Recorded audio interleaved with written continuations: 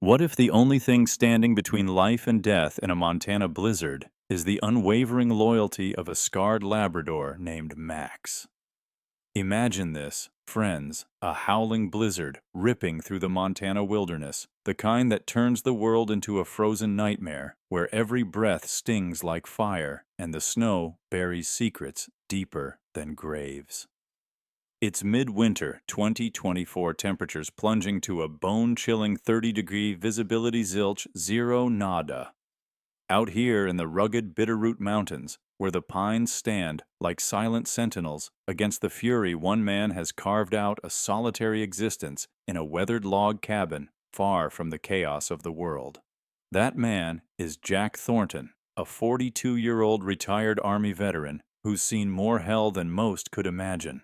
And right by his side, his golden-coated Labrador Max, a 7-year-old rescue dog with a limp that tells tales of his own battles survived. Let me paint the picture for you, because this isn't just any story. It's one that'll grip your heart and remind you why our furry companions are the real MVPs in life's toughest storms. Jack's cabin is a fortress of quiet resilience. Rough-hewn logs stacked against the wind, a potbelly stove crackling with the last of the split wood, and a single window frosted over like a veil hiding the apocalypse outside. He's sitting there in his faded flannel, staring into the flames, his mind wandering back to those dusty roads in Afghanistan. You see, Jack's not just any vet. He's the survivor of an ambush that stole his entire squad, leaving him with scars that run deeper than the shrapnel in his shoulder. "Why me?" he whispers to the empty room, the weight of survivor's guilt pressing down like the snow on the roof. Trust. That's a luxury he lost overseas, where betrayal lurked in every shadow. Now he lives by a code: keep your circle small, your doors locked, and your regrets buried. But here's where it gets real, folks. Jack's isolation isn't just a choice, it's a symptom of something bigger. PTSD, that invisible beast, creeps in after the battle's end. It starts with the nightmares, the hypervigilance that turns every creak into an enemy approach. For veterans like Jack, the cause is clear: repeated exposure to trauma wires the brain for constant alert, leading to withdrawal from society. The consequences: missed connections with family friends slipping away like ghosts in the fog, and a loneliness that echoes louder than any explosion. Contrast that with Max, though. Oh, Max is the game changer.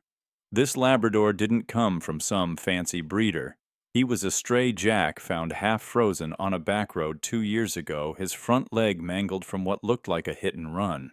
Jack nursed him back, and in return, Max became his anchor. With that golden fur catching the firelight like sunlight on wheat, and those soulful brown eyes that seem to say, "I've got you, buddy."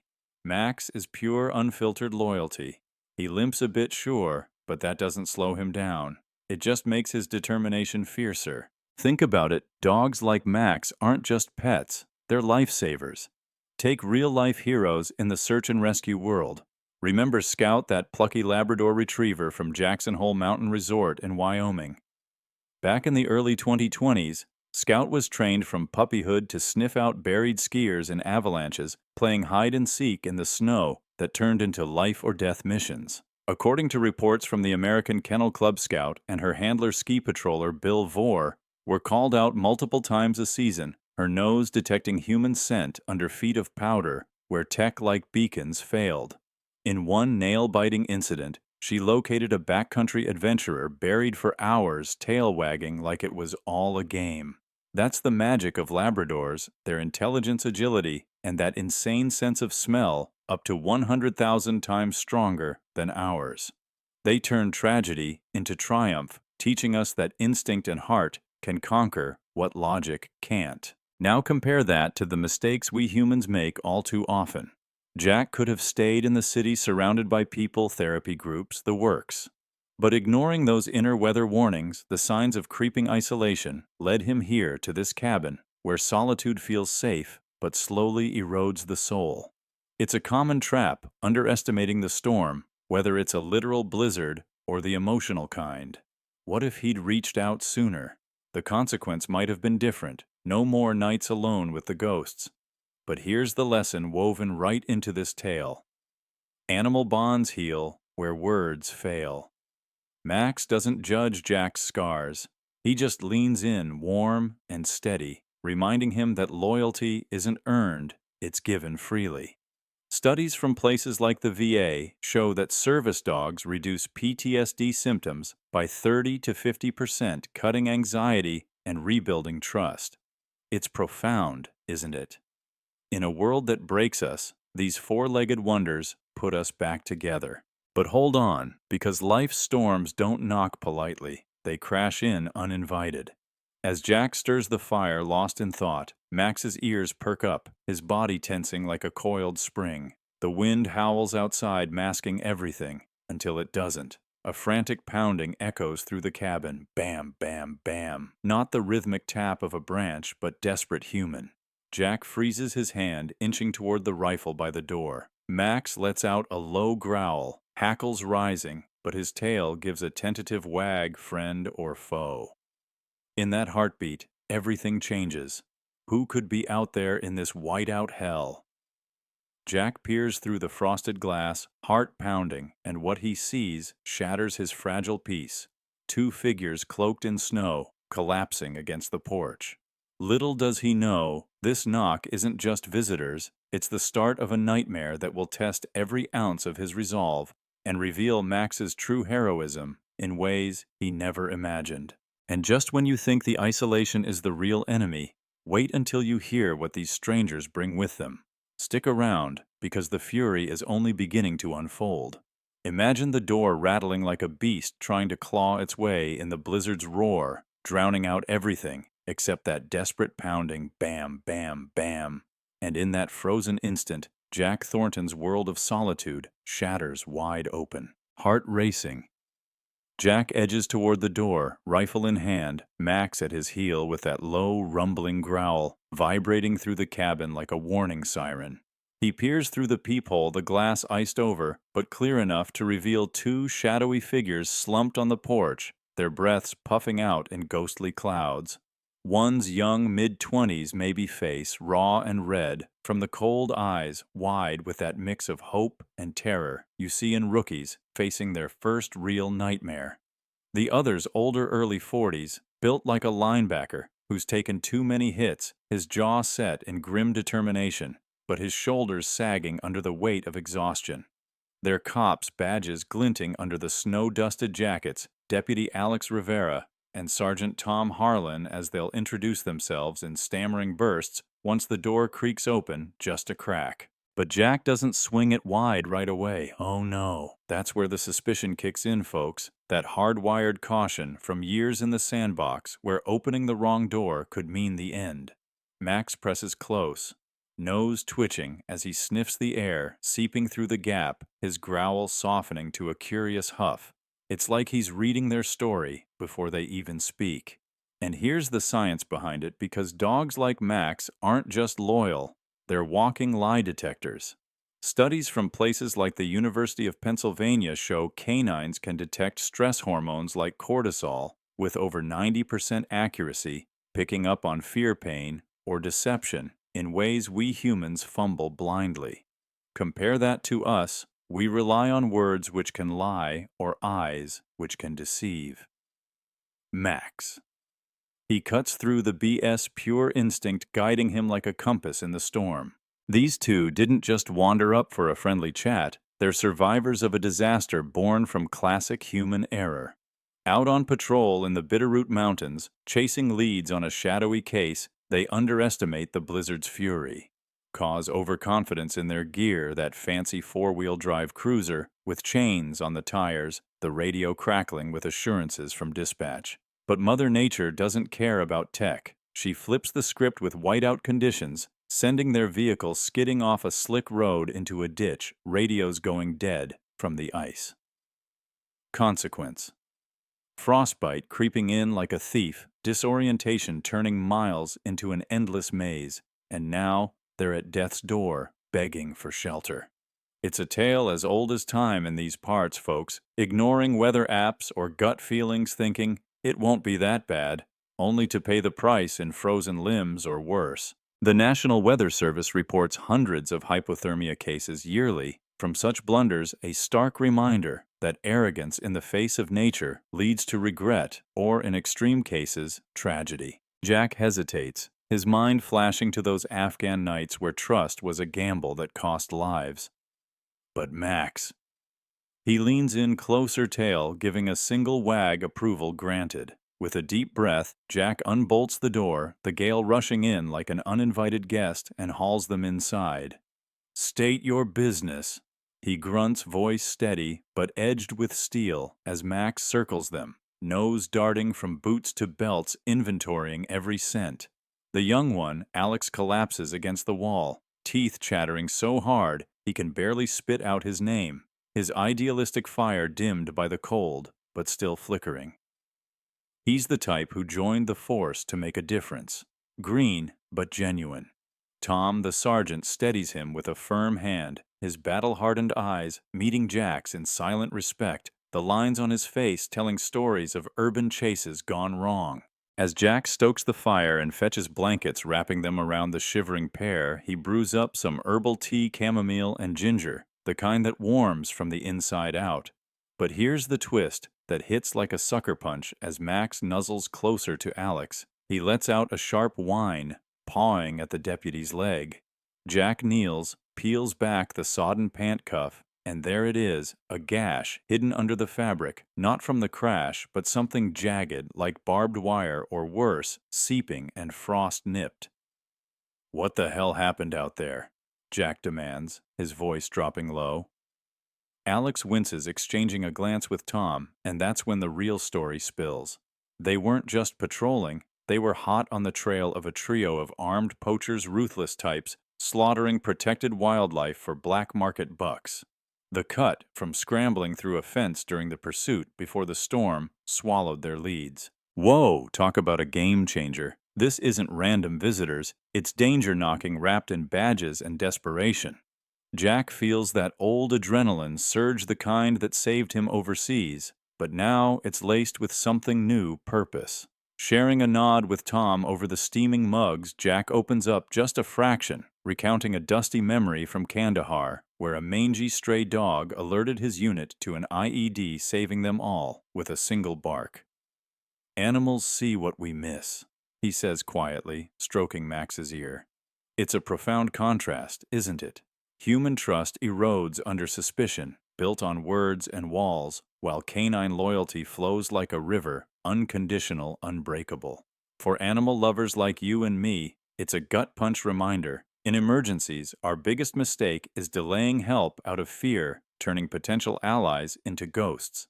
The lesson: balance vigilance with compassion. A moment's hesitation can cost lives, but a leap of faith can forge unbreakable bonds." As the fire crackles and the tea soothes, warming their bones and easing the tension, Tom leans forward, voice grave. "We thought we lost them in the drifts, but if they're still out there, this storm might not be the only thing hunting us." Max's ears perk up at that, a low growl rumbling again, as if sensing the shadows closing in. And, just like that, the sanctuary of the cabin feels fragile, the real dangers lurking beyond the walls waiting to be uncovered. Hang tight, because what Max detects next will turn this night into a fight for survival you won't see coming. A storm so fierce, it feels like the world screaming, and in the dead of that Montana night, a golden Labrador named Max snaps his head toward the window, his growl slicing through the cabin's fragile warmth like a blade through silk. Jack Thornton's hand freezes on the kettle steam, curling like a ghost in the firelight. The two officers, Deputy Alex Rivera and Sergeant Tom Harlan, huddle by the stove, their faces pale, still thawing from the blizzard's grip. But Max, oh Max, his ears are up, eyes locked on something beyond the frosted glass. That low rumble in his throat isn't just instinct. It's a warning, the kind that makes your skin prickle. Jack crosses the cabin in 2 strides, his army-honed senses kicking in, and peers into the swirling white. There, just past the tree line, a shadow flickers, tall, unsteady, then gone. "What the hell was that?" he mutters, gripping his rifle tighter. Max presses against his leg tail stiff, as if to say, "Trouble's close, boss." This is where things get dicey, friends. That shadow wasn't some trick of the storm. It's proof the danger these officers were chasing hasn't let go. Tom's voice cuts through rough and low. We were tracking poachers. 3 men armed been hitting wildlife preserves for months, selling pelts on the black market. He pauses, guilt etching deeper lines into his face. We had them cornered near the Bitterroot River, but the storm rolled in and we lost them. Thought they'd hole up, but... His eyes flick to the window. Alex, still shivering under a blanket, adds, "I slowed us down. My leg." His voice cracks, shame mixing with pain from the gash Max sniffed out earlier. Let's break this down because this moment is a masterclass in how trouble brews when we underestimate the stakes. The poachers' crime slaughtering protected elk and bears for profit stems from desperation, maybe economic collapse in these remote towns. The cause: a failing system that pushes people to the edge where morality gets traded for survival. The consequence: not just dead wildlife, but a ripple effect ecosystems thrown out of whack, with Montana's elk population already down 15% since 2020 per Fish and Wildlife reports. For animal lovers, it's a gut punch. Those majestic creatures gunned down for greed are why Max's instincts matter so much.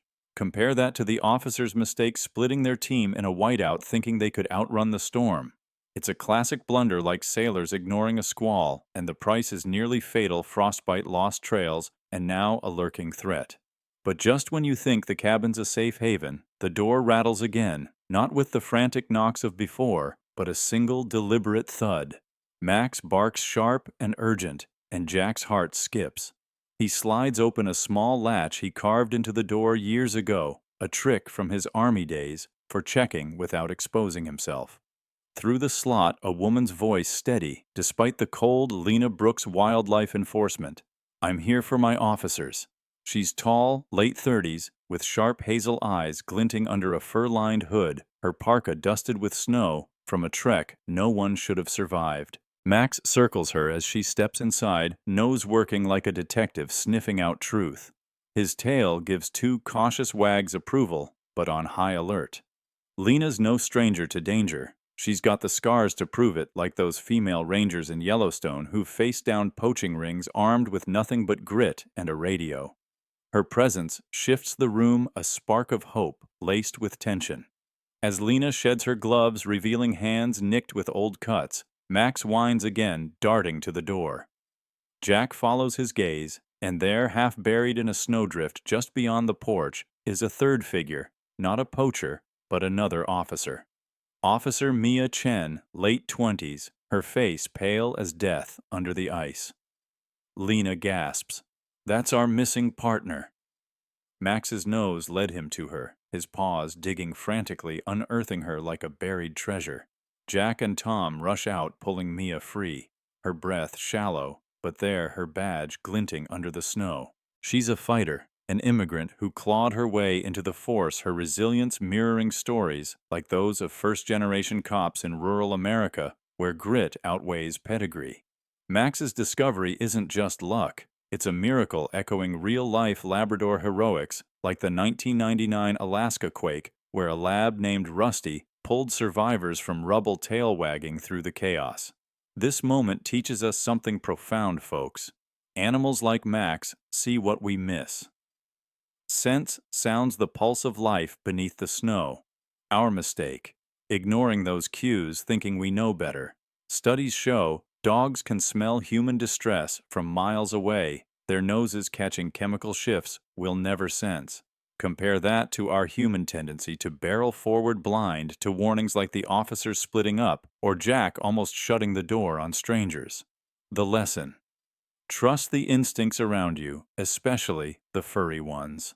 They're not just pets, they're lifelines, especially for you animal lovers who know the quiet power of a dog's loyalty. As Jack wraps Mia in blankets, her pulse faint but steady. Lena's eyes meet his, gratitude softening her guarded edge. "Your dog saved her," she says, voice thick. But Tom's face hardens, scanning the darkness outside. "Those poachers, they're still out there." and they don't give up easy. Max's growl returns deeper now, his eyes fixed on the tree line where shadows dance. The cabin's no longer just a shelter, it's a battleground, and what's coming next will push every soul inside to their breaking point. Stay with me, because Max's next move is about to redefine heroism in ways you'll never forget. The wind screams like a banshee tearing across the Montana tundra, but it's Max's sudden bark, sharp urgent slicing through the blizzard's roar, that stops Jack Thornton's heart mid-beat, the snowcat's engine growling beneath him as he slams on the brakes. A frozen wasteland, stretching endless under a pewter gray sky, the Bitterroot Mountains looming like ghosts in the distance. Jack's at the helm of his battered snowcat, its red paint chipped from years of battling these brutal winters, cutting a path toward the Flathead National Forest's ranger station. Behind him, Lena Brooks clings tight, her hazel eyes scanning the horizon like a hawk, her breath steaming against the scarf pulled over her face. In the sled hitched to the back, Sergeant Tom Harlan hunches over Deputy Alex Rivera and Officer Mia Chen, both bundled in blankets, their faces pale, frostbite and exhaustion carving lines where youth should be. And out front, leading this desperate convoy, is Max Golden Labrador, limping but unyielding, his fur flecked with snow, his brown eyes locked on the invisible trail ahead like a beacon in the dark. This isn't just a journey, it's a race against death itself. The air's so cold, it bites like needles every gust, carrying whispers that could be the wind or something worse. Jack's hands grip the handlebars, his army scars aching under his gloves, his mind running that old tactical checklist: assess, adapt, survive. They're halfway to the station, the snowcat whining over drifts, when Max veers left, ears pricked tail, stiff as a flagpole. He barks again twice, sharp and commanding, and Jack kills the throttle, the sled lurching to a stop. "What's he got?" Lena shouts, her voice muffled but tense. Jack dismounts, boots crunching deep, and follows Max to a patch of snow that looks no different from the rest. But Max paws frantically, unearthing something metallic, a rusted bear trap, its jaws snapped shut, hidden under the powder. "Holy hell," Jack mutters, his breath clouding. "That would have torn us apart. This is where the stakes skyrocket, folks." That trap wasn't set by accident. It's a calling card from the poachers, those shadow figures Tom and Alex were chasing, the ones slaughtering Montana's wildlife for profit.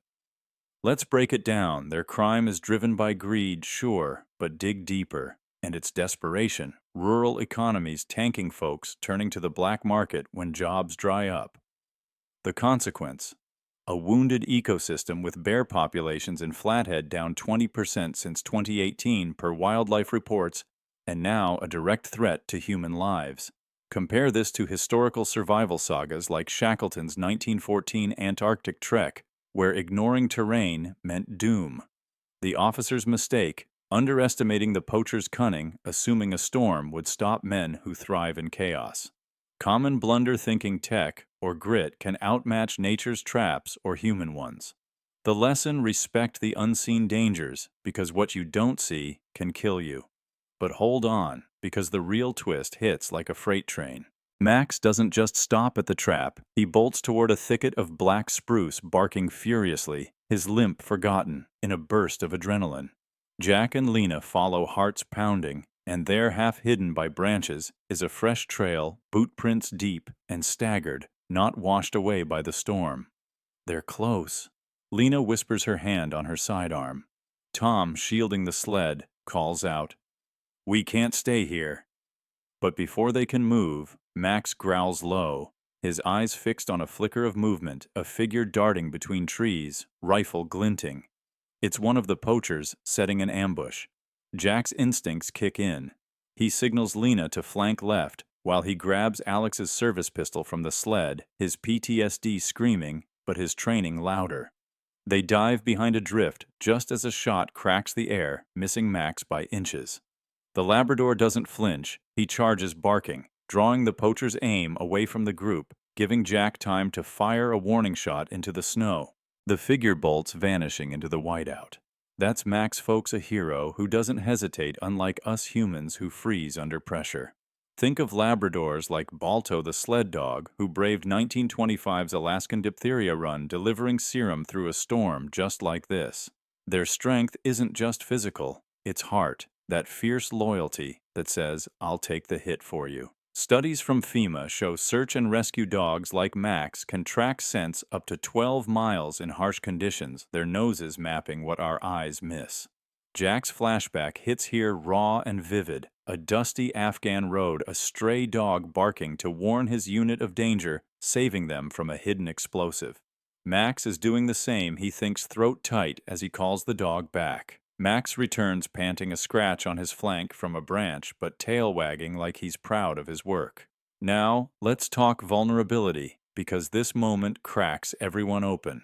As they regroup, Jack kneels by Max, checking the scratch, his hands shaking not from cold, but from the ghosts of his past. Lena, usually all steel, softens, sharing a story of her own, a Yellowstone raid where her team's canine saved her from a poacher's knife.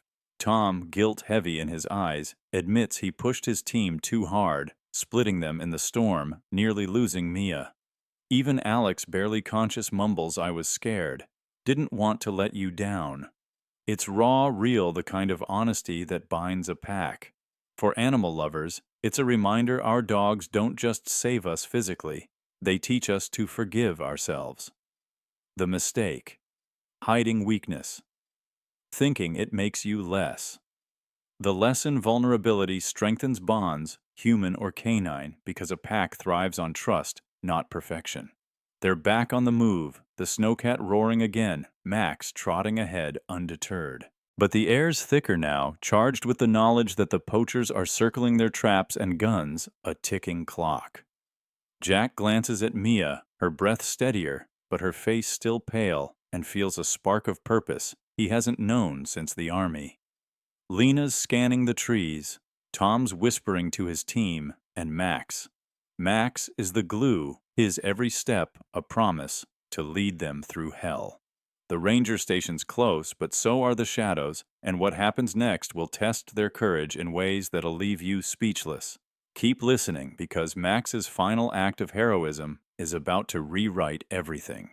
Imagine the first rays of dawn piercing the Montana sky, a golden promise breaking through clouds that held the world hostage all night. But it's the steady thump of Max's tail against the snow that tells Jack Thornton they've made it. The ranger station, a beacon of hope, stands just ahead. The snowcat's engine sputters, coughing, like it's as exhausted as the souls it's carried through this frozen hell. Jack squints against the glare, his scarred hands steady on the handlebars, guiding the battered machine toward the squat timber building in the Flathead National Forest. Smoke curls from its chimney, a thin lifeline against the endless white. Lena Brooks rides behind him, her hazel eyes softened by relief, but still sharp, scanning for threats. In the sled, Tom Harlan cradles Alex Rivera and Mia Chen, their faces pale but alive, blankets tucked tight against the wind's last bites. And Max Golden Labrador, limping yet unbreakable, trots ahead, his fur gleaming like a sunrise, his brown eyes fixed on the station's door as if he knows salvation waits inside. This isn't just survival, friends. It's a miracle stitched together by loyalty, and it's about to hit you right in the heart. They pull up the snowcat, groaning to a stop, and the station door swings open. Out steps Dr. Elias Grant, a grizzled medic in his 60s, his beard threaded with gray, his blue eyes calm but commanding, like he's faced down 1,000 emergencies and never blinked. He's a legend in these parts, a volunteer who's patched up climbers, hunters, and rangers for decades, his hands steady as the mountains themselves. Get them inside, he barks, assessing Alex's frostbitten toes and Mia's faint pulse in seconds. Jack and Lena haul the sled closer, Elias helping with a strength that belies his age. The station's interior is a warm haven, wood-paneled walls, a pot-belly stove, roaring cots lined up like promises of rest. To these battered souls, it's not just shelter, it's a cathedral of second chances. Elias works fast, wrapping Alex's feet in thermal bandages, his voice gruff but kind. You're lucky. Another hour, and these toes were gone. He fits an oxygen mask over Mia's face, her chest rising stronger with each breath. Tom hovers his broad shoulders sagging as he clasps Mia's hand, tears, he's too proud to admit, glinting in his eyes. We thought we lost you, he chokes out, voice cracking. Alex, weak but awake, manages a smile, whispering, We're together now. It's a reunion that hits like a wave, raw and real, the kind that reminds you why we fight to survive. Jack steps back, his gray eyes softening, watching this makeshift family cling to each other. For a man who's lived alone with his ghosts, it's a scene that cracks something open in his chest, something he thought died in Afghanistan. But here's the twist that'll make you gasp, friends, as Elias checks Mia's pulse. His radio crackles to life. A ranger's voice cuts through, poachers apprehended. Coordinates from Chen's radio led us right to them.